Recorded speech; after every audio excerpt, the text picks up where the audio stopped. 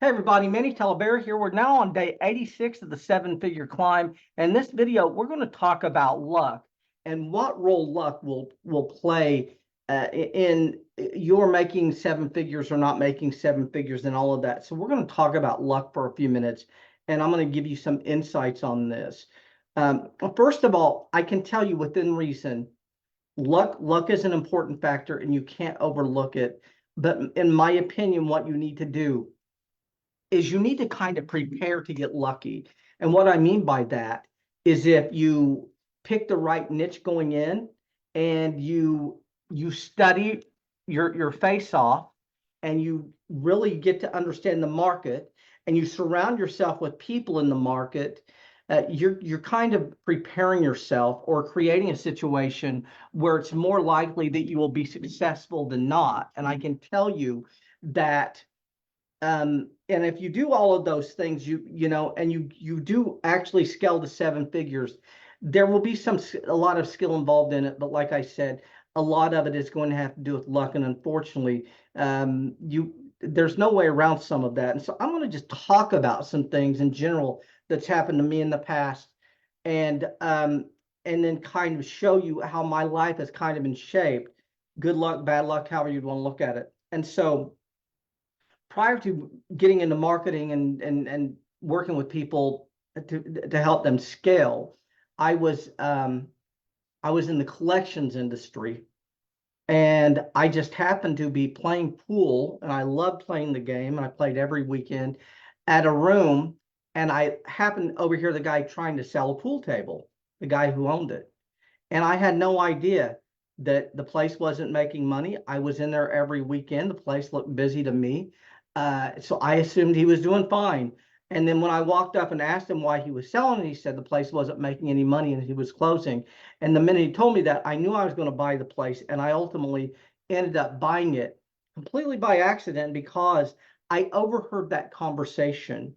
Now, if I hadn't overheard that conversation, he would have probably sold half of the equipment off and then closed the place and then auctioned the rest of it off before I would have had a chance to do anything. But at this time, he had 16 tables and he was trying to sell one, and he hadn't sold any yet. And so I was able to come in and buy all of them and buy all of the inventory and the equipment. And so through luck, I ended up owning that pool room, and for a very, very good price. But I'm gonna walk you through some other things. At the time I bought the pool room, I was working at USA Funds. USA Funds is a collection agency for student loan debt. And I had been working there for about a year and a half. The last month I was there, I was the highest collector on the floor. I think I collected like $175,000 that month. And if it and I ended up buying the pool room. I ended up leaving shortly thereafter. About a year after I left, Sally Mae came in and bought USA Funds. And everyone who was working there ended up getting stock options.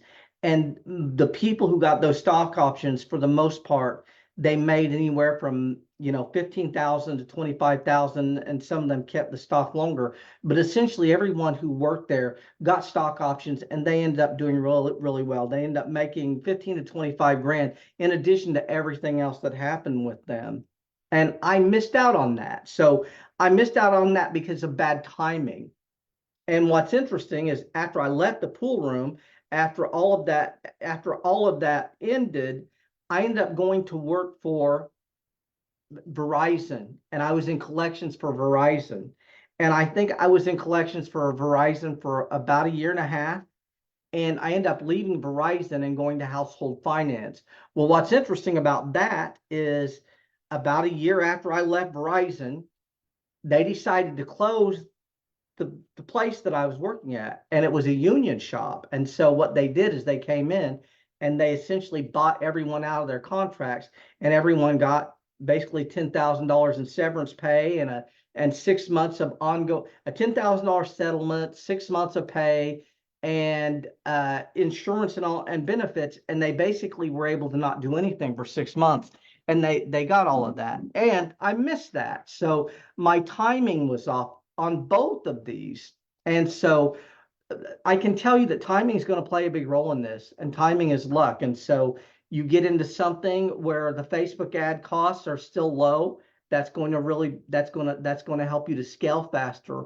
And if you look at a lot of people who've made a lot of money online or made a lot of money in various niches, the reason they were able to do that is because they were one of the first people in the space, or they just hit on a niche or a messaging system that really took off. And so I do feel that luck plays a very, very important role in all of this.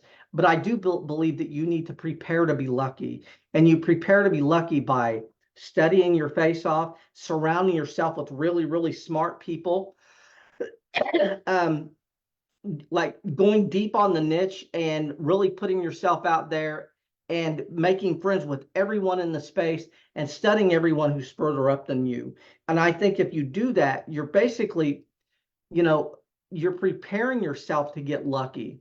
And that's what you need to do. You need to put yourself in a position where if everything lines up, you can do really, really well. But like I said, a lot of it has to do, with preparation. So I do believe luck plays a role, but I believe you need to be prepared. And so, if you do everything right and you really, really work hard, I think you get rewarded for that. And some of it will be luck, but some of it will be skill as well. But we're going to end out. I'll see you on the next video, and thanks a lot.